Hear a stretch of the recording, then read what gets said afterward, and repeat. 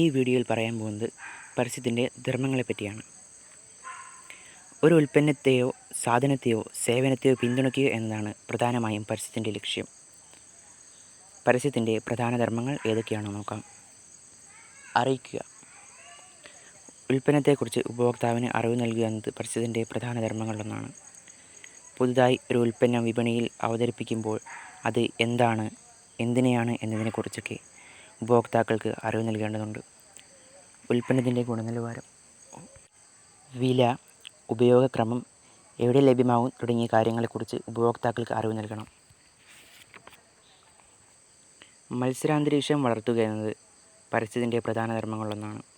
വിപണിയിൽ ഉൽപ്പന്നങ്ങൾ തമ്മിലുള്ള മത്സരം ശക്തിപ്പെടുത്തുക എന്നത് പരസ്യത്തിൻ്റെ ധർമ്മങ്ങളിലൊന്നാണ്. വിപണിയിൽ നിരവധി കമ്പനികളുടെ സോപ്പുകൾ ഉപഭോക്താക്കൾക്ക് ലഭ്യമാണ്. ഇതിൽ മറ്റ് സോപ്പുകളോട് മത്സരിച്ച് ഉപഭോക്താക്കളുടെ തിരഞ്ഞെടുപ്പിൽ വിജയിക്കാൻ കമ്പനികൾ പരസ്യത്തെ ഉപയോഗിക്കുന്നു. ഏത് വാണിജ്യ പരസ്യങ്ങളിലും ഇത്തരം മത്സരങ്ങൾ നമുക്ക് കാണാൻ കഴിയും. ക്ലോസപ്പിൻ്റെയും കോൾഗേറ്റിൻ്റെയും പരസ്യം ഇതിന് ഉദാഹരണമാണ്.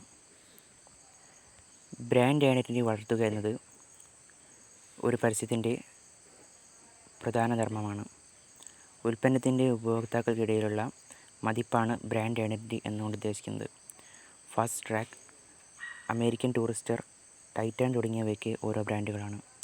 തുടർച്ചയായ പരസ്യങ്ങളിലൂടെ തങ്ങളുടെ ഉൽപ്പന്നത്തെക്കുറിച്ച് നല്ലൊരു അഭിപ്രായം പരസ്യകർത്താവ് ഉപഭോക്താക്കൾ ഉണ്ടാക്കിയെടുക്കും.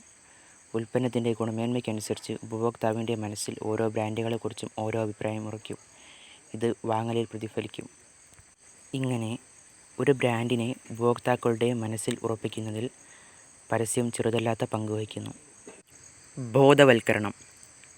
പല വിഷയങ്ങളെക്കുറിച്ചും അറിവ് നൽകുവാനും പൊതുജനങ്ങളെ ബോധവൽക്കരിക്കാനും പരസ്യങ്ങൾ സഹായിക്കാറുണ്ട്. ആഹാരത്തിന് മുമ്പും പിമ്പും കൈ കഴുകി വൃത്തിയാക്കിയില്ലെങ്കിൽ രോഗം വരും എന്ന പരസ്യം ആളുകളിൽ ശുചിത്വം എന്ന ബോധം സൃഷ്ടിക്കുന്നു.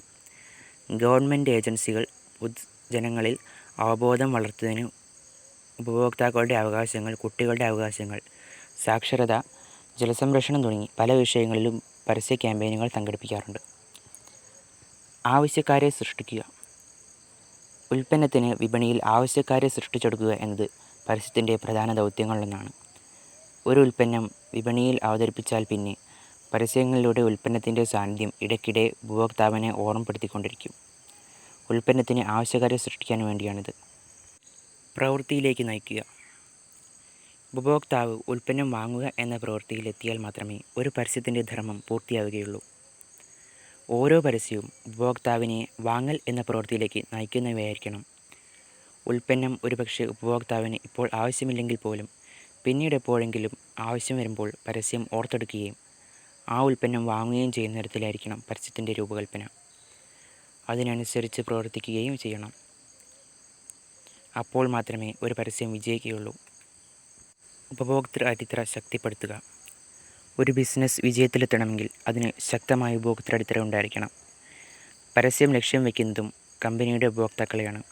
ഓരോ പരസ്യത്തിനും ഒരു ലക്ഷ്യ സദസ്സ് ഉണ്ടായിരിക്കും. നിലവിൽ ഉൽപ്പന്നം വാങ്ങുന്നവരെ ആ ഉൽപ്പന്നം തന്നെ വീണ്ടും വീണ്ടും വാങ്ങാൻ പ്രേരിപ്പിക്കാനും പുതിയ ഉപഭോക്താക്കളെ ഉൽപ്പന്നത്തിലേക്ക് ആകർഷിക്കുവാനും അങ്ങനെ കമ്പനിയുടെ ഉപഭോക്തൃ അടിത്തറ ശക്തമാക്കാനും പരസ്യങ്ങൾക്ക് കഴിയണം.